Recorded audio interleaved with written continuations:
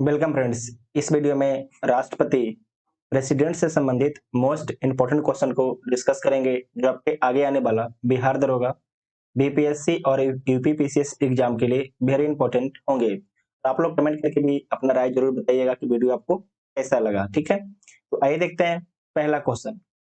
पहला क्वेश्चन है कि निम्नांकित में से कौन भारतीय गणतंत्र का प्रमुख है। तो भारतीय गणतंत्र का जो प्रमुख होता है भारत का राष्ट्रपति होता है। गणतंत्र क्यों बोलते हैं? क्योंकि जो भारत का राष्ट्रपति है उसका क्या होता है, उसका चुनाव होता है। ठीक है, उसका चुनाव होता है। जबकि जो इंग्लैंड के महारानी है वो वंशानुगत है, जबकि भारत के राष्ट्रपति का चुनाव होता है। ठीक है, नेक्स्ट क्वेश्चन है कि भारत के राष्ट्रपति अपनी शक्ति का प्रयोग करते हैं सीधे अथवा अपने अधीनस्थ अधिकारियों द्वारा, मंत्रियों के द्वारा, प्रधानमंत्री के द्वारा, मंत्रिमंडल के द्वारा। ये बीपीएससी का पूछा हुआ सवाल है। आपको ध्यान रखना है सीधे अथवा अपने अधीनस्थ अधिकारियों के द्वारा जो है भारत के राष्ट्रपति अपने शक्ति का प्रयोग करते हैं। तो ए इसका राइट आंसर हो जाएगा। ठीक है, भारत का कार्यपालिका अध्यक्ष कौन है, एग्जीक्यूटिव हेड कौन है? तो भारत का जो एग्जीक्यूटिव हेड होता है वो राष्ट्रपति होता है। कौन होता है? राष्ट्रपति। ए इसका राइट आंसर हो जाएगा। नेक्स्ट क्वेश्चन है कि संविधान के निम्नलिखित अनुच्छेदों में से किस एक के अंतर्गत जो है संघ की कार्यपालिका शक्तियां राष्ट्रपति में निहित होती है? तो अनुच्छेद 53 के तहत। ठीक है, अनुच्छेद 53 के तहत। तो सी इसका राइट आंसर हो जाता है। अनुच्छेद 53 के तहत जो है संघ की कार्यपालिका शक्तियां जो है राष्ट्रपति में निहित होती है। तो सी इसका राइट आंसर हो जाएगा। नेक्स्ट क्वेश्चन है कि भारतीय संविधान में समस्त कार्यपालिका शक्तियां निहित है। समस्त वेरी इंपॉर्टेंट लाइन है। भारतीय संविधान में जो है समस्त कार्यपालिका शक्तियां निहित है। तो किसमें निहित है? राष्ट्रपति में निहित है। ठीक है, राष्ट्रपति में। तो सी इसका राइट आंसर हो जाएगा। नेक्स्ट क्वेश्चन है कि वह राष्ट्र का प्रतिनिधित्व करता है परंतु राष्ट्र का नेतृत्व नहीं करता है। यहाँ इस लाइन को ध्यान रखिएगा। राष्ट्रपति जो है ना वो आपके राष्ट्र का प्रतिनिधित्व करते हैं, जबकि नेतृत्व कौन करता है? तो नेतृत्व जो है भारत का प्रधानमंत्री करते हैं। कौन करते हैं? भारत के प्रधानमंत्री। फिर से पढ़िए क्वेश्चन को। वह राष्ट्र का प्रतिनिधित्व करता है परंतु राष्ट्र का नेतृत्व नहीं करता है। यह युक्ति निम्न में से किस पर लागू होती है? तो ये लागू होती है राष्ट्रपति पर। ठीक है, राष्ट्रपति पर। तो बी इसका राइट आंसर हो जाएगा। नेक्स्ट क्वेश्चन है कि भारत में राष्ट्रपति का निर्वाचन किस प्रकार होता है? प्रत्यक्ष रूप से, राज्यसभा के सदस्यों द्वारा, लोकसभा के सदस्यों द्वारा, अप्रत्यक्ष मतदान से। तो भारत के जो राष्ट्रपति का निर्वाचन होता है अप्रत्यक्ष मतदान से होता है। तो डी इसका राइट आंसर हो जाएगा। ठीक है, डी इसका राइट आंसर हो जाएगा। वेरी वेरी इंपॉर्टेंट क्वेश्चन है, एमपीपीसीएस का पूछा हुआ सवाल था। नेक्स्ट है कि राष्ट्रपति के निर्वाचन मंडल के सदस्य होते हैं। तो जो राष्ट्रपति होते हैं उसके निर्वाचन मंडल के सदस्य कौन कौन होते हैं? तो संसद के दोनों सदनों के निर्वाचित सदस्य, लोकसभा और राज्यसभा के निर्वाचित सदस्य। इस बात को ध्यान रखना है, निर्वाचित। तो सही बात है, निर्वाचित सदस्य आपके भाग लेते हैं। उसके बाद है कि राज्य विधान मंडलों के दोनों सदनों के, यहाँ पर ध्यान रखिएगा, दोनों सदनों के निर्वाचित सदस्य, ये गलत बात है, सिर्फ विधानसभा के। ठीक है, सिर्फ जो है विधानसभा के निर्वाचित मेंबर जो है राष्ट्रपति के चुनाव में भाग लेते हैं। तीसरा ऑप्शन है ये आपके गलत हो जाएगा, सभी राज्यों की विधानसभाओं के निर्वाचित सदस्य। तो ये सही हो जाएगा। ठीक है, दिल्ली और पुडुचेरी विधानसभाओं के निर्वाचित सदस्य। तो ये भी आपके सही है। तो जिसमें दो है सबको काट दीजिए, दो इसमें है और इसमें है। ठीक है, और 4 वाला भी सही है। तो डी इसका राइट आंसर हो जाएगा। ठीक है, डी इसका राइट आंसर हो जाएगा। नेक्स्ट क्वेश्चन देखिए, आप लोग समझ गए होंगे। यहाँ पर भारतीय संविधान के 70वें संशोधन द्वारा भारत के राष्ट्रपति के चुनाव में जिन 2 केंद्र शासित प्रदेशों को भाग लेने का अधिकार दिया गया है वो कौन है? 70वें संविधान संशोधन के तहत 70वां संविधान संशोधन है वह हुआ कब था? तो 1992 में हुआ था। कब हुआ था? 1992 में हुआ था 70वां संविधान संशोधन, ठीक है। तो इसके तहत जो है दिल्ली और पुडुचेरी 2 केंद्र शासित प्रदेश को जो है राष्ट्रपति के चुनाव में भाग लेने का अधिकार दिया गया है। तो बी इसका राइट आंसर हो जाएगा, ठीक है। बी इसका राइट आंसर हो जाएगा। नेक्स्ट क्वेश्चन है कि भारत के राष्ट्रपति के चुनाव मंडल में कौन-कौन सम्मिलित होते हैं? तो देख लीजिए कौन-कौन सम्मिलित होते हैं। राज्यसभा के सभी निर्वाचित सदस्य नहीं, सभी नहीं। राज्यसभा के सभी निर्वाचित सदस्य, अच्छा हाँ, ये सही बात है, ठीक है। लोकसभा के सभी निर्वाचित सदस्य, ये भी सही है। राज्य विधानसभाओं के सभी सदस्य, ये गलत है। संसद के दोनों सदनों के सभी निर्वाचित सदस्य एवं राज्य विधानसभाओं के सभी निर्वाचित सदस्य, ये आपकी सही हो जाएगा, ठीक है। यहाँ पर देखिए कि ए और बी भी सही था, लेकिन जो सबसे अधिक आपके सही कर रहा है क्वेश्चन को, वो कौन है? संसद के दोनों सदनों के निर्वाचित सदस्य, मतलब कि यहाँ पर आ रहा है लोकसभा और राज्यसभा, ठीक है। एवं राज्य विधान सभाओं के सभी निर्वाचित सदस्य, तो सबसे ज्यादा सही आपके डी है, ठीक है। ऐसा नहीं कि ए बी सही नहीं था, लेकिन उसमें सबसे ज्यादा सही कौन है? डी सही है, क्योंकि डी जो है जो राष्ट्रपति के चुनाव मंडल है उसके क्राइटेरिया को पूरा कर रहा है। ठीक ठीक है, तो डी इसका राइट आंसर हो जाएगा। ये देखिए बीपीएससी का जो री एग्जाम हुआ था 2020 में, उसमें पूछा गया था ये क्वेश्चन, अच्छा क्वेश्चन था। नेक्स्ट है कि निम्नलिखित में से कौन राष्ट्रपति के चुनाव प्रकरण के लिए सही नहीं है? निम्नलिखित में से जो है कौन राष्ट्रपति के चुनाव प्रकरण के लिए सही नहीं है? तो देख लीजिए सही कौन नहीं है। पदस्थ राष्ट्रपति की पदावधि से पूर्व उत्तराधिकारी का चुनाव अवश्य हो जाना चाहिए, तो सही बात है, हो जाना चाहिए। राष्ट्रपति अपना पदभार ग्रहण करने की तिथि से 5 वर्ष तक पद पर रहेंगे, तो सही बात है, जिस दिन ये पदभार ग्रहण करेंगे उस दिन से 5 वर्ष तक, ये भी सही है। राष्ट्रपति का उत्तराधिकारी आने तक कार्यकाल की समाप्ति पर भी वह पद पर बना रहेंगे, तो सही बात है, ये भी एकदम सही है, ठीक है।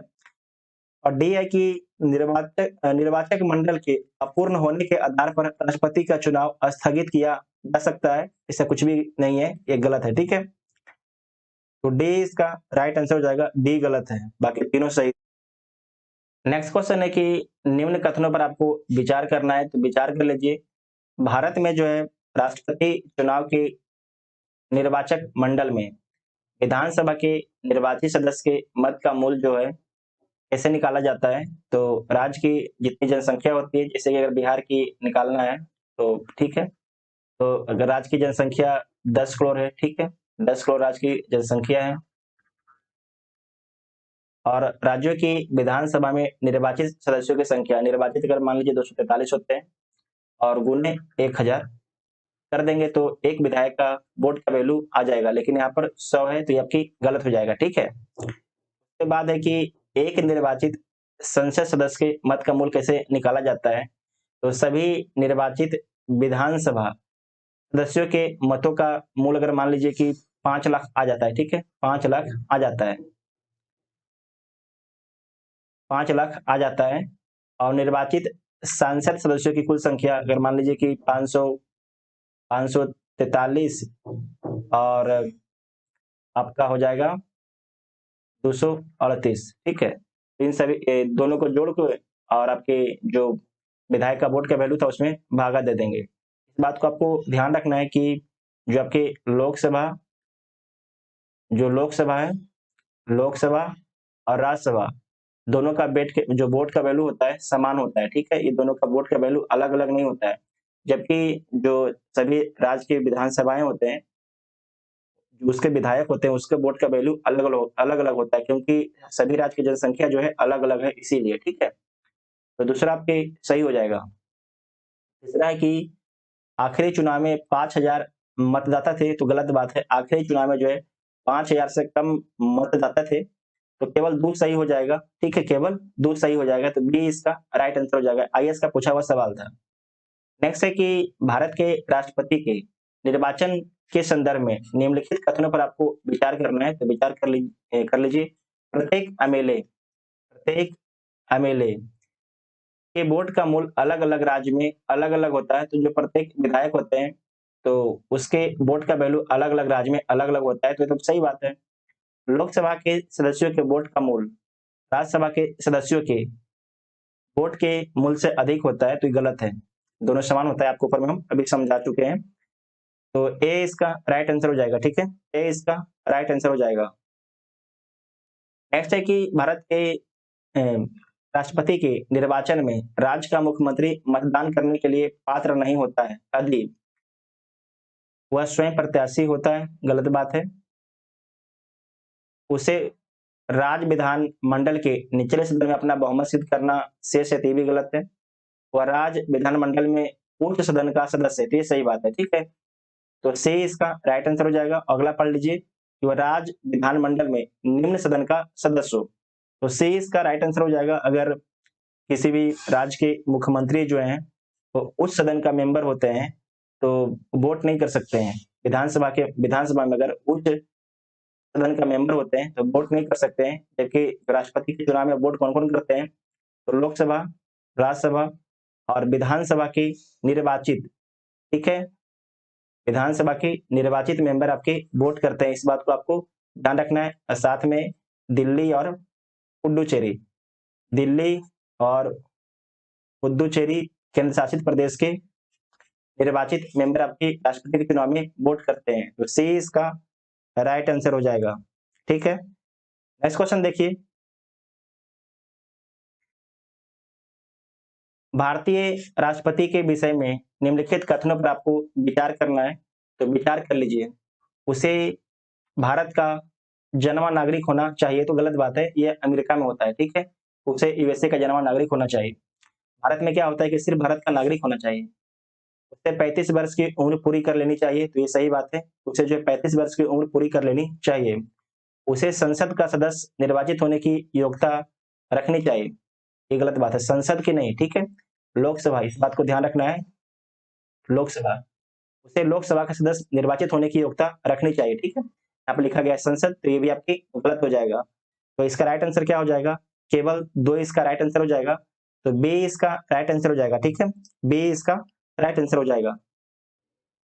नेक्स्ट क्वेश्चन है कि एक सांसद अथवा विधानसभा का सदस्य राष्ट्रपति निर्वाचित हो सकता है, परंतु एक सांसद अथवा विधानसभा का सदस्य राष्ट्रपति निर्वाचित हो सकता है, परंतु चुनाव लड़ने से पूर्व उसे अपनी सदस्यता से त्याग पत्र देना होगा, या कुछ भी नहीं है। अपने निर्वाचन से 6 माह के अंदर अपनी सदस्यता छोड़नी होगी, ये भी कुछ ऐसा कुछ नहीं है।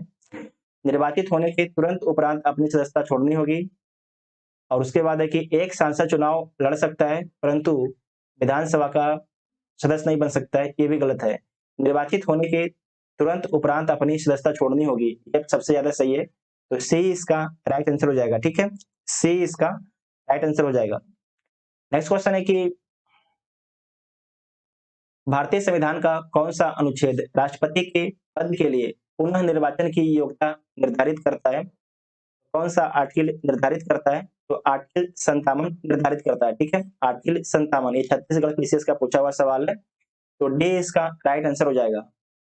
नेक्स्ट क्वेश्चन है कि अगर भारत के राष्ट्रपति के चुनाव में कोई विवाद है तो उस विवाद को सौंपा जा सकता है, तो किसको सौंपा जा सकता है, ये बीपीएससी का पूछा हुआ सवाल है, तो भारत के सुप्रीम कोर्ट को, ठीक है, भारत के सर्वोच्च न्यायालय को, तो सी इसका राइट आंसर हो जाएगा, ठीक है, सी इसका राइट आंसर हो जाएगा। नेक्स्ट क्वेश्चन है कि राष्ट्रपति 5 वर्ष तक अपने पद पर रहता है, तो कब से अपने पद पर जो है 5 वर्ष रहता है, अपने निर्वाचन की तारीख से, संसद द्वारा निर्धारित तिथि से, अपने पद ग्रहण के दिन से, निर्वाचित आयोग द्वारा घोषित तिथि से। तो आपको ध्यान रखना अपने पद ग्रहण के दिन से, जिस दिन वो शपथ लेते हैं उस दिन से 5 वर्ष तक, ठीक है, उस दिन से 5 वर्ष तक, तो सी इसका राइट आंसर हो जाएगा। नेक्स्ट क्वेश्चन है कि भारत के राष्ट्रपति अपना त्याग पत्र किसको संबोधित करके देते हैं, तो आपको ध्यान रखना है उपराष्ट्रपति को देते हैं। और उपराष्ट्रपति जो है, जो राष्ट्रपति त्याग पत्र दिए हैं उसकी सूचना जो है लोकसभा के स्पीकर को देंगे। तो बी इसका राइट आंसर हो जाएगा। ठीक है, नेक्स्ट क्वेश्चन है कि भारत के राष्ट्रपति को उसके पद से हटाया जा सकता है। भारत के प्रधानमंत्री के द्वारा, लोकसभा के द्वारा, भारत के मुख्य न्यायाधीश के द्वारा, सांसद के द्वारा। ठीक है, सांसद के द्वारा हटाया जा सकता है। लोकसभा और राज्यसभा के मेंबर के द्वारा। आपको इस बात को ध्यान रखना है कि जब भारत के राष्ट्रपति पर महाभियोग लगाया जाता है तो उसमें जो है लोकसभा और राज्यसभा के निर्वाचित और मनोनीत दोनों सदस्य आपके वोटिंग करते हैं। इस बात को आपको ध्यान रखिएगा। जबकि चुनाव में, मतदान में केवल, जैसे कि अगर जब चुनाव होता है राष्ट्रपति बनने के लिए तो उसमें लोकसभा, राज्यसभा और विधानसभा के केवल निर्वाचित, जबकि जब महाभियोग लगाया जाता है तो विधानसभा के जो मेंबर होते हैं शामिल नहीं होते और लोकसभा और राज्यसभा के सभी मेंबर आपके महाभियोग में शामिल होते हैं। इस बात को आपको ध्यान रखना है, मतलब सभी लोग वोटिंग करेंगे। तो डी इसका राइट आंसर हो जाएगा। इसी प्रकार से आपसे आईएएस क्वेश्चन पूछेगा और बीपीएससी पूछता है। नेक्स्ट है कि भारतीय संविधान के किस अनुच्छेद के तहत राष्ट्रपति पर महाभियोग चलाया जा सकता है। तो किस आर्टिकल के तहत जो है भारत के राष्ट्रपति पर महाभियोग चलाया जा सकता है। तो अनुच्छेद 61 के द्वारा। ठीक है, अनुच्छेद 61 के द्वारा जो है भारत के राष्ट्रपति पर महाभियोग चलाया जा सकता है। तो डी इसका राइट आंसर हो जाएगा। नेक्स्ट क्वेश्चन है कि राष्ट्रपति पर महाभियोग का आरोप संसद के किस सदन द्वारा लगाया जा सकता है। इस बात को आपको ध्यान रखना है कि संसद के किसी भी सदन द्वारा भारत के राष्ट्रपति पर महाभियोग का आरोप लगाया जा सकता है। तो सी इसका राइट आंसर हो जाएगा। ठीक है, सी इसका राइट आंसर हो जाएगा। नेक्स्ट क्वेश्चन है कि भारत के राष्ट्रपति पर महाभियोग चलाने के लिए कम से कम कितने दिन पूर्व सूचना आवश्यक है। तो जो भारत के राष्ट्रपति पर अगर महाभियोग चलाया जाता है तो कम से कम जो है 14 दिन पहले उनको सूचना दी जाती है। ठीक है, कितने दिन पहले? 14 दिन पहले उनको सूचना दी जाती है। तो बी इसका राइट आंसर हो जाएगा। ठीक है, नेक्स्ट क्वेश्चन है कि निम्नलिखित में से कौन सा भारत के राष्ट्रपति के निर्वाचक दल का तो भाग है परंतु उसके महाभियोग अधिकरण का भाग नहीं। आपको ऊपर में बता चुके हैं कि जो राष्ट्रपति पर महाभियोग लगता है उसमें भाग कौन कौन लेते हैं। तो लोकसभा और राज्यसभा के निर्वाचित, इसमें ध्यान रखिएगा कि निर्वाचित प्लस मनोनीत, निर्वाचित तथा मनोनीत दोनों मेंबर आपके भाग लेते हैं लोकसभा के। जबकि जो विधानसभा के मेंबर हैं, विधानसभा के निर्वाचित और मनोनीत, विधानसभा के निर्वाचित और मनोनीत में से कोई भी सदस्य आपके राष्ट्रपति के महाभियोग पर भाग नहीं लेते हैं। मतलब कि जब राष्ट्रपति पर महाभियोग लगाया जाता है तो उसके वोटिंग में भाग नहीं लेते हैं। तो देख लीजिए यहाँ पर बोला जा रहा है, तो इसका आंसर हो जाएगा राज्यों की विधानसभाएं। ठीक है, राज्यों की विधानसभाएं। तो डी इसका राइट आंसर हो जाएगा। आईएएस 1996 का पूछा हुआ सवाल है, समझ सकते हैं कितना इंपॉर्टेंट ये क्वेश्चन आपके एग्जाम के लिए है। ठीक है, नेक्स्ट क्वेश्चन है कि भारत के राष्ट्रपति के महाभियोग की प्रक्रिया है क्या है। अर्ध न्यायिक प्रक्रिया है, कार्यपालिका प्रक्रिया है, न्यायिक प्रक्रिया है, विधायी प्रक्रिया है, क्या है। ये आपकी जो राजस्थान पीसीएस है वहां पर पूछा गया था इस क्वेश्चन को। तो आपको ध्यान रखना है कि अर्ध न्यायिक प्रक्रिया क्या है, अर्ध न्यायिक प्रक्रिया है। इस बात को ध्यान रखिएगा। ए इसका राइट आंसर हो जाएगा। राष्ट्रपति का रिक्त स्थान भर लिया जाना चाहिए, कितने दिनों के अंदर भर लिया जाना चाहिए राष्ट्रपति के रिक्त जो खाली स्थान है उसको। तो जो राष्ट्रपति का रिक्त स्थान है उसे 6 माह के अंदर भर लेना चाहिए। तो बी इसका राइट आंसर हो जाएगा। ठीक है, ये हमारे संविधान में इस चीज को लिखा गया है कि अगर राष्ट्रपति का पद रिक्त हो जाता है तो 6 माह के अंदर जो है राष्ट्रपति के पद को जो है जो रिक्त है उसे भरना अनिवार्य है। तो बी इसका राइट आंसर हो जाएगा। नेक्स्ट है कि यदि मृत्यु, त्याग पत्र अथवा हटाए जाने की स्थिति में भारत के राष्ट्रपति का पद रिक्त हो जाए तो उस पद का कार्यभार कौन संभालेगा। वेरी इंपॉर्टेंट प्रश्न है कि राष्ट्रपति जी का मृत्यु हो जाता है, त्यागपत्र ये हटाए जाने की स्थिति में जो है भारत के राष्ट्रपति का पद रिक्त हो जाए तो उस पद का कार्यभार कौन संभालेंगे। तो भारत के उपराष्ट्रपति संभालेंगे। ठीक है, भारत के उपराष्ट्रपति संभालेंगे। तो सी इसका राइट आंसर हो जाएगा। और अगला क्वेश्चन है कि भारत के राष्ट्रपति का पद रिक्त हो जाए और कोई उपराष्ट्रपति भी ना हो, ठीक है, राष्ट्रपति का भी पद रिक्त हो जाए और कोई उपराष्ट्रपति भी ना हो, तब निम्न में से कौन कार्यवाहक राष्ट्रपति होगा? वेरी इंपॉर्टेंट प्रश्न है, कौन से आपके जो है कार्यवाहक राष्ट्रपति होगा। देखिए कितने एग्जाम में क्वेश्चन पूछा है, देख सकते हैं बहुत ज्यादा एग्जाम में क्वेश्चन पूछा है, इसका मतलब ये क्वेश्चन बहुत ज्यादा इंपॉर्टेंट है। जो कार्यवाहक राष्ट्रपति होता है सुप्रीम कोर्ट के मुख्य न्यायाधीश होता है, ठीक है, सुप्रीम कोर्ट का मुख्य न्यायाधीश होता है, तो डी इसका राइट आंसर हो जाएगा, ठीक है। नेक्स्ट क्वेश्चन है कि भारतीय संविधान के निम्नलिखित में से किस एक संशोधन द्वारा राष्ट्रपति को कोई भी मामला मंत्री परिषद द्वारा पुनः विचार किए जाने के लिए वापस भेजने का अधिकार दिया गया? मतलब राष्ट्रपति को जो है किस संविधान संशोधन के द्वारा अगर कोई मंत्री परिषद राष्ट्रपति के पास कोई मामला भेजता है या संशोधन भेजता है, तो राष्ट्रपति एक बार जो है मंत्री परिषद को बोल सकते हैं कि इस बार एक बार और इस पर विचार कर लीजिए, ठीक है। उस संशोधन पर एक बार राष्ट्रपति मंत्री परिषद को बोल सकते हैं कि एक बार और विचार कर लीजिए। तो किस संविधान संशोधन के तहत राष्ट्रपति को यह अधिकार दिया गया? तो 44वां संविधान संशोधन 1978 के तहत यह अधिकार दिया गया, ठीक है, इस बात को आपको ध्यान रखना है। और किस आर्टिकल में लिखा गया है? तो 74(1) में लिखा गया है, ठीक है, 74(1) में लिखा गया है, तो डी इसका राइट आंसर हो जाएगा। नेक्स्ट है कि राष्ट्रपति लोकसभा को कब भंग कर सकते हैं? वेरी इंपॉर्टेंट प्रश्न है कि राष्ट्रपति जो है लोकसभा को कब भंग कर सकते हैं? तो देख लीजिए भारत के प्रधान न्यायाधीश की अनुशंसा पर गलत बात है, लोकसभा की अनुशंसा पर यह भी गलत है, केंद्रीय मंत्रिमंडल की अनुशंसा पर यह सही है, राज्यसभा की अनुशंसा पर यह भी गलत है। ये एमपीपीसीएस का पूछा हुआ सवाल है, तो सी इसका राइट आंसर हो जाएगा, ठीक है, सी इसका राइट आंसर हो जाएगा।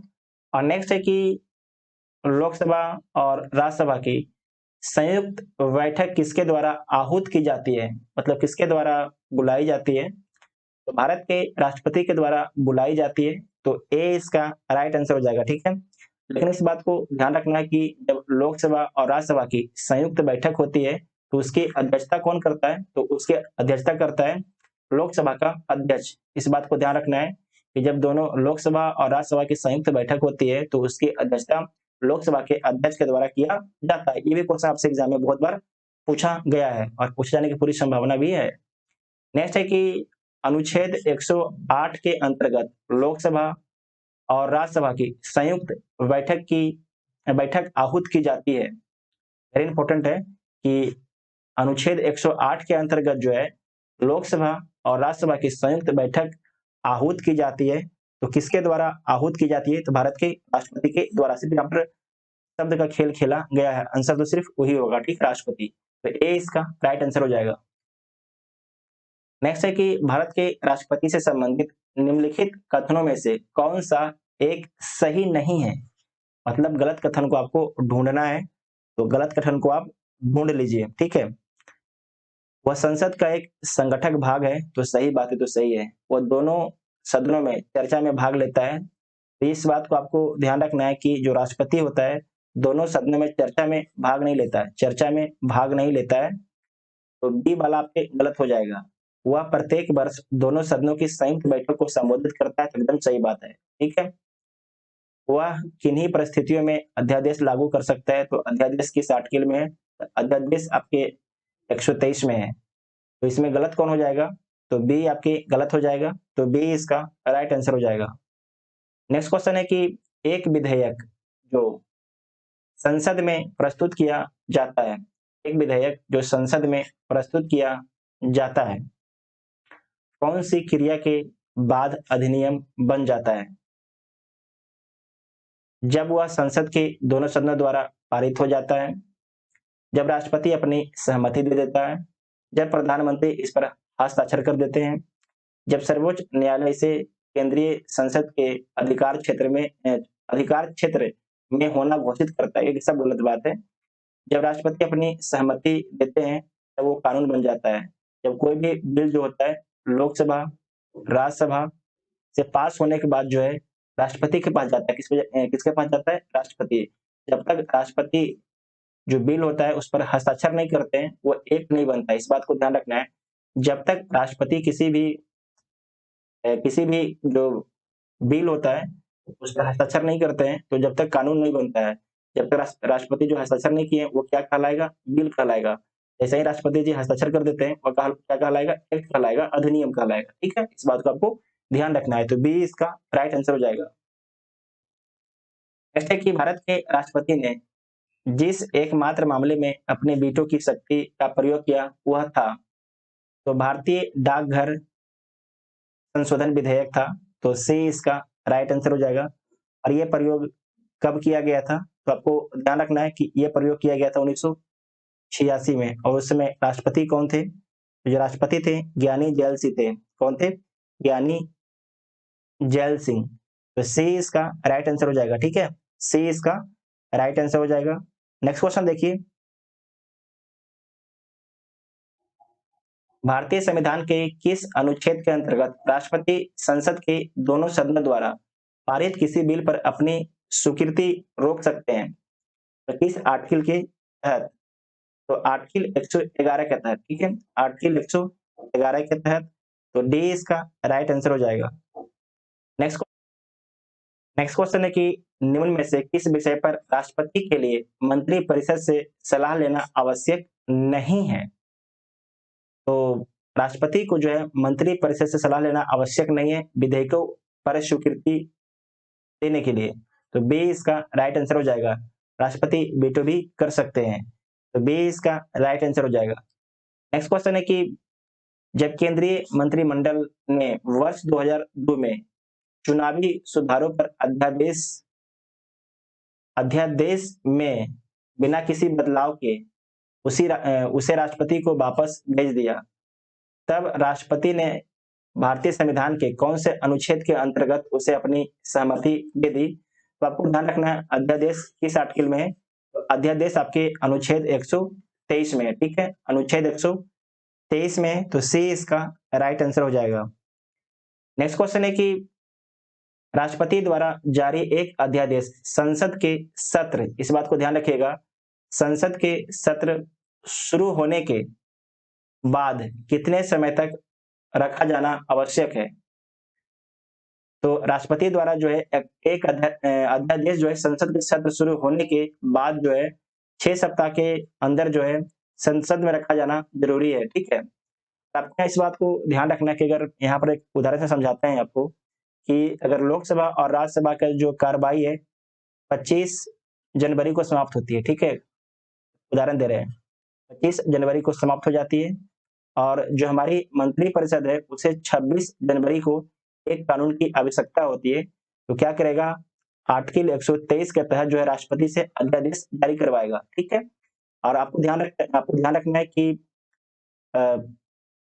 साल में जो है लोकसभा और राज्यसभा कितने बार बैठ सकती है? मिनिमम 2 बार बैठ सकती है, मतलब कि 6-6 महीना पर बैठ सकती है। ठीक है, 6-6 माह पर बैठ सकती है। तो जो ये आपका अध्यादेश जारी किया गया था 6 माह तो आपको एक तरीके से लागू रहेगा। ठीक है, 6 महीना तो इधर हो गया और साथ में अब 6 महीना के अंदर एक बार बैठना है। तो मान लीजिए कि जब 6 महीना पूरने वाला था तो जो हमारी लोकसभा और राज्यसभा बैठती है और जो पहली दिन से 6 सप्ताह के भीतर जो है उस बिल को पारित हो जाना चाहिए, नहीं तो फिर वो बिल खत्म हो जाएगा। ठीक है, तो कितने महीना हो जाएगा? आपके 6 माह ये हो जाएगा और फिर आपके 1.5 माह ये हो जाएगा। तो कितने माह हो जाएंगे? जो हमारे अध्यादेश है करीब 7.5 महीना तक एक तरीके से वैलिड रह सकते हैं। ठीक है, वैलिड रह सकते हैं। इसका राइट आंसर आपके बी हो जाएगा। नेक्स्ट क्वेश्चन है कि निम्नलिखित में से राष्ट्रपति किसकी नियुक्ति करता है? तो आप देख लीजिए राष्ट्रपति किसकी नियुक्ति करता है? भारत का महान्यायवादी का करता है, नियंत्रक एवं महालेखा परीक्षक का भी करता है, भारत का राज्यपाल का भी करता है, तो सभी को करता है। तो डी इसका राइट आंसर हो जाएगा। ठीक है, डी इसका राइट आंसर हो जाएगा। नेक्स्ट क्वेश्चन है कि संविधान असाधारण परिस्थितियों में राष्ट्रपति को राज्यपाल के कृत्यों के निर्वहन हेतु उपबंध कर सकता है। तो किस आर्टिकल के तहत ये उपबंध किया जाता है? तो आर्टिकल 160 के तहत। ठीक है, आर्टिकल 160 के तहत। तो ए इसका राइट आंसर हो जाएगा। नेक्स्ट है कि भारतीय संविधान भारत के राष्ट्रपति को अधिकार नहीं देता है। जो भारतीय संविधान है भारत के राष्ट्रपति को अधिकार नहीं देता है। तो कौन सा अधिकार नहीं देता है? तो देख लीजिए, प्रधानमंत्री की नियुक्ति का अधिकार देता है। राज्यों के मुख्यमंत्री की नियुक्ति का अधिकार नहीं देता है, तो जो राज्य के मुख्यमंत्री होते हैं उसके नियुक्ति कौन करता है? तो उसका नियुक्ति जो है राज्यपाल करता है। रक्षा बलों का सर्वोच्च कमांडर होने का अधिकार, सही बात है। देश के किसी भी भाग में आपातकालीन स्थिति लागू करने का अधिकार, तो ये भी आपके सही है। तो बी इसका राइट आंसर हो जाएगा। राष्ट्रपति को अधिकार नहीं देता है राज्यों के मुख्यमंत्री को नियुक्ति करने का। नेक्स्ट है कि भारतीय संविधान का कौन सा अनुच्छेद राष्ट्रपति को उच्चतम न्यायालय से परामर्श करने की शक्ति प्रदान करता है? तो अनुच्छेद 143 प्रदान करता है। जो सुप्रीम कोर्ट के मुख्य न्यायाधीश हैं, वो अगर अपना परामर्श देते हैं तो उस परामर्श को राष्ट्रपति मानने के लिए बाध्य नहीं है, ठीक है। उस परामर्श को राष्ट्रपति जो है मानने के लिए बाध्य क्या है? बाध्य नहीं है। इस बात को आपको ध्यान रखना है। नेक्स्ट क्वेश्चन है कि भारत के राष्ट्रपति को यह अधिकार नहीं प्राप्त है कि वह समाधान करे, सर्वोच्च न्यायालय के न्यायाधीश को हटाए, आपातकाल की घोषणा करे, अध्यादेश जारी करे। सर्वोच्च न्यायालय के न्यायाधीश को हटाए, यह भारत के राष्ट्रपति को अधिकार नहीं दिया गया है। तो बी इसका राइट आंसर हो जाएगा। यह अधिकार किसके पास है? तो यह अधिकार आपके संसद के पास है। किसके पास है? संसद के पास है। तो बी इसका राइट आंसर हो जाएगा। नेक्स्ट क्वेश्चन देखिए, राष्ट्रपति की क्षमा आदि की शक्ति एक है, क्या है? विधायी शक्ति है, न्यायिक शक्ति है, कार्यपालिका शक्ति है, इनमें से कोई नहीं। वेरी इंपॉर्टेंट है, तो आपको ध्यान रखना है। विधायी शक्ति नहीं है, क्या है? न्यायिक शक्ति है, ठीक है, न्यायिक शक्ति है। तो बी इसका राइट आंसर हो जाएगा। नेक्स्ट क्वेश्चन है कि निम्नलिखित में से किस प्रकार के प्राधिकार भारत के राष्ट्रपति को प्राप्त है? वेरी इंपॉर्टेंट क्वेश्चन है, तो देख लीजिए किस प्रकार के जो प्राधिकार है भारत के राष्ट्रपति को प्राप्त है। तो वास्तविक एवं लोकप्रिय, तो गलत बात है। जो भारत के वास्तविक एक तरीके से जो नेतृत्वकर्ता होते हैं हमारे प्रधानमंत्री, कौन है? जो वास्तविक तरीके से जिसके पास पावर होता है, प्रधानमंत्री के पास पावर होता है, जबकि राष्ट्रपति तो एक तरीके से सिर्फ मोहर की तरह काम करते हैं। जो हमारे मंत्री परिषद बोलते हैं उसी के अनुसार राष्ट्रपति को काम करना होता है। तो औपचारिक और विधिक, ये सही बात है। उसके बाद है राजनीतिक और नाम मात्र। राजनीतिक और नाम मात्र, ये भी आपके गलत है, ठीक है। संवैधानिक और नाम मात्र, ये सही है। संवैधानिक और नाम मात्र के, तो दो और आपके चार सही है। तो इसका डी राइट आंसर हो जाएगा, ठीक है। डी इसका राइट आंसर हो जाएगा। नेक्स्ट है कि भारतीय संविधान के अनुसार भारत के राष्ट्रपति का यह कर्तव्य है कि वे निम्नलिखित में से किसको या किनको संसद के पटल पर रखवाएगा? तो किसको रखवाएगा? संघ वित्त आयोग की सिफारिश को रखवाएगा, सही बात है। लोक लेखा समिति के प्रतिवेदन को, ये गलत बात है। इसका काम है तो लोकसभा के अध्यक्ष, ठीक है, लोकसभा के अध्यक्ष। तो दो वाला आपके गलत हो जाएगा। नियंत्रक एवं महालेखा परीक्षक के प्रतिवेदन को, तो सही बात है। राष्ट्रीय अनुसूचित जाति आयोग के प्रतिवेदन को, ये भी सही है। तो जिसमें दो है उससे सबको काट दीजिए, दो इसमें भी काट दीजिए। तो सी इसका राइट आंसर हो जाएगा, ठीक है, सी इसका राइट आंसर हो जाएगा। नेक्स्ट क्वेश्चन है कि निम्नलिखित में से किसी भौगोलिक क्षेत्र को अनुसूचित क्षेत्र घोषित करने का संवैधानिक अधिकार किसको है? तो किसी भी भौगोलिक क्षेत्र को जो है अनुसूचित क्षेत्र घोषित करने का जो संवैधानिक अधिकार है भारत के राष्ट्रपति को है। किसको है? भारत के राष्ट्रपति को है। तो डी इसका राइट आंसर हो जाएगा। नेक्स्ट क्वेश्चन है कि संसद के लिए राष्ट्रपति का अभिभाषण कौन तैयार करता है? तो संसद के लिए जो है राष्ट्रपति का अभिभाषण जो तैयार करता है और केंद्रीय मंत्रिमंडल तैयार करता है, ठीक है, केंद्रीय मंत्रिमंडल तैयार करता है। तो डी इसका राइट आंसर हो जाएगा। ये भी बढ़िया क्वेश्चन है। नेक्स्ट है कि भारत के प्रथम राष्ट्रपति राजेंद्र प्रसाद किस राज्य से थे? तो जो राजेंद्र प्रसाद हैं ये बिहार से हैं, ठीक है, बिहार से हैं। ये दो बार आपके राष्ट्रपति रहते हैं। कितने बार? दो बार ये आपके राष्ट्रपति रहते हैं भारत के। नेक्स्ट क्वेश्चन है कि दो अवधि के लिए भारत के राष्ट्रपति कौन है? तो डॉक्टर राजेंद्र प्रसाद हैं। डी इसका राइट आंसर हो जाएगा। नेक्स्ट क्वेश्चन है कि सर्वसम्मति से निर्वाचित भारत के राष्ट्रपति थे, मतलब सर्वसम्मति से, तो जो सर्वसम्मति से निर्वाचित भारत के राष्ट्रपति थे वो एन संजीव रेड्डी थे। कौन थे? एन संजीव रेड्डी, ठीक है, तो सी इसका राइट आंसर हो जाएगा। नेक्स्ट क्वेश्चन है कि सूची एक को सूची दो के साथ सम्मिलित करना है, तो इसे सम्मिलित कर लीजिए। एक शर्त दिया गया है राष्ट्रपति और एक शर्त आपकी अवधि। तो जो राष्ट्रपति है उनका कार्यकाल कब से कब तक रहा है। जो पहला है फखरुद्दीन अली अहमद, तो इनका कार्यकाल कब से कब तक रहा है, तो इनका कार्यकाल जो है 1974 से 1977 के बीच में इनका कार्यकाल रहा है। उसके बाद है एन संजीव रेड्डी, जो संजीव रेड्डी साहब है इनका कार्यकाल कब से रहा है, तो 1977 से 1982 तक जो है एन संजीव रेड्डी का कार्यकाल रहा है। उसके बाद है डॉक्टर जाकिर हुसैन, इनका कार्यकाल कब से कब तक रहा है, तो इनका कार्यकाल जो है 1967 से 1969 तक इनका कार्यकाल रहा है। जबकि बीवी गिरी ये चौथे राष्ट्रपति हैं, इनका कार्यकाल 1969 से 1974 के बीच में रहता है। ठीक है, आप यहाँ पर इसे मैच कर लीजिएगा। तो इसका राइट आंसर एक बार मैच ही कर देते हैं आपको हम। 2 3 उसके बाद है 4, तो सी इसका राइट आंसर हो जाएगा। ठीक है, सी इसका राइट आंसर हो जाएगा। नेक्स्ट क्वेश्चन है कि निम्न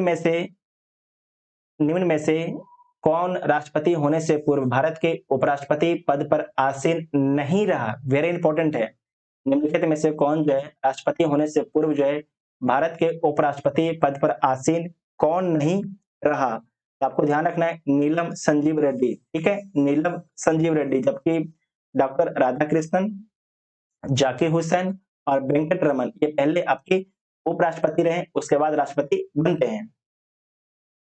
नेक्स्ट है कि निम्नलिखित भारत के राष्ट्रपतियों में से कौन दार्शनिक राजा अथवा दार्शनिक शासक के रूप में जाना जाता है। तो कौन आपके जाना जाता है, ये जाना जाता है डॉक्टर राधाकृष्णन जाने जाते हैं। ठीक है, डॉक्टर राधाकृष्णन जाने जाते हैं, तो ए इसका राइट आंसर हो जाएगा। डॉक्टर राधाकृष्णन को बोला जाता है दार्शनिक राजा अथवा दार्शनिक शासक बोला जाता है। ठीक है, नेक्स्ट क्वेश्चन है कि भारत के निम्नलिखित राष्ट्रपतियों में से कौन जो है ट्रेड यूनियन आंदोलन से संबंध रहा है। तो किसका जो है ट्रेड यूनियन आंदोलन से संबंध रहा है, ये संबंध रहा है बीबी गिरी जो हमारे चौथे राष्ट्रपति थे उनका। तो ए इसका राइट आंसर हो जाएगा। ठीक है, ए इसका राइट आंसर हो जाएगा। नेक्स्ट क्वेश्चन है कि भारत के किस राष्ट्रपति को मिसाइल मैन की संज्ञा दी गई है। तो जो भारत के राष्ट्रपति हैं एपीजे अब्दुल कलाम को मिसाइल मैन की संज्ञा दी गई है। ठीक है, मिसाइल मैन की संज्ञा दी गई है, तो बी इसका राइट आंसर हो जाएगा। नेक्स्ट क्वेश्चन है कि भारत के निम्न मुख्य न्यायाधीशों में से किस एक ने राष्ट्रपति के रूप में कार्य किया। ये वेरी इंपॉर्टेंट प्रश्न है कि भारत के निम्न मुख्य न्यायाधीशों में से किस एक ने राष्ट्रपति के रूप में कार्य किया। तो किसने काम किया था, तो जस्टिस एम हिदायतुल्लाह ने। ठीक है, जस्टिस एम हिदायतुल्लाह ने। बी इसका राइट आंसर हो जाएगा। ठीक है, बी इसका राइट आंसर हो जाएगा। नेक्स्ट क्वेश्चन देखिए, श्रीमती प्रतिभा पाटिल का भारतीय गणतंत्र के राष्ट्रपति के रूप में क्रम क्या है। तो आपको ध्यान रखना है कि भारत की प्रथम जो महिला राष्ट्रपति हैं उनका नाम है श्रीमती प्रतिभा पाटिल सिंह है। ठीक है, श्रीमती प्रतिभा पाटिल उनका नाम है और ये किस नंबर की राष्ट्रपति थी, तो 12वें नंबर की राष्ट्रपति थी। इस बात को ध्यान रखना है, इस नंबर की 12वें नंबर की राष्ट्रपति थी, तो सी इसका राइट आंसर हो जाएगा। नेक्स्ट है कि निम्नलिखित कथनों में से कौन आपके सही नहीं है। तो कौन से कथन आपके जो इसमें वो गलत है, तो सारे ऑप्शन को पढ़ लीजिए, उसके बाद गलत कथन को चूज कर लीजिए। तो देख लीजिए, पहला कथन है कि संविधान संशोधन विधेयक संसद के दोनों सदनों द्वारा अलग अलग विशेष बहुमत से पारित होना चाहिए। तो सही बात है, संविधान संशोधन विधेयक की बात चल रही है। उसके बाद है कि सर्वोच्च न्यायालय में संविधान संबंधी मामलों की सुनवाई कम से कम 5 न्यायाधीशों द्वारा की जाती है। तो ये भी सही बात है कि जो सर्वोच्च न्यायालय में जो है संविधान संबंधी मामलों की सुनवाई कम से कम जो है 5 न्यायाधीशों द्वारा की जाती है। प्रेस की स्वतंत्रता, मूलाधिकार, वाक स्वतंत्रता और अभिव्यक्ति स्वतंत्रता में सम्मिलित है। तो सही बात है, उसके बाद जाकिर हुसैन भारत के प्रथम उपराष्ट्रपति हैं, तो गलत बात है। जाकिर हुसैन भारत के प्रथम उपराष्ट्रपति नहीं है, ठीक है। भारत के जो प्रथम उपराष्ट्रपति कौन है? एस राधा कृष्ण थे, ठीक है। एस राधा कृष्ण, डॉक्टर राधा कृष्ण थे। तो डी इसका राइट आंसर हो जाएगा। और लास्ट क्वेश्चन है कि राष्ट्रपति भवन को डिजाइन किया गया था, तो किसके द्वारा जो है भारत के राष्ट्रपति भवन को डिजाइन किया गया था? तो किया गया था एडविन लुटियंस द्वारा, ठीक है, एडविन लुटियंस के द्वारा। तो सी इसका राइट आंसर हो जाएगा। राष्ट्रपति से संबंधित जितना भी करीब 60 प्लस इंपॉर्टेंट क्वेश्चन थे, सारे को हम लोग इस वीडियो में कवर कर लिए हैं। आप लोग को वीडियो कैसा लगा आप लोग कमेंट करके जरूर बताइएगा, और वीडियो को अपने दोस्तों में शेयर जरूर कीजिएगा। Thank you.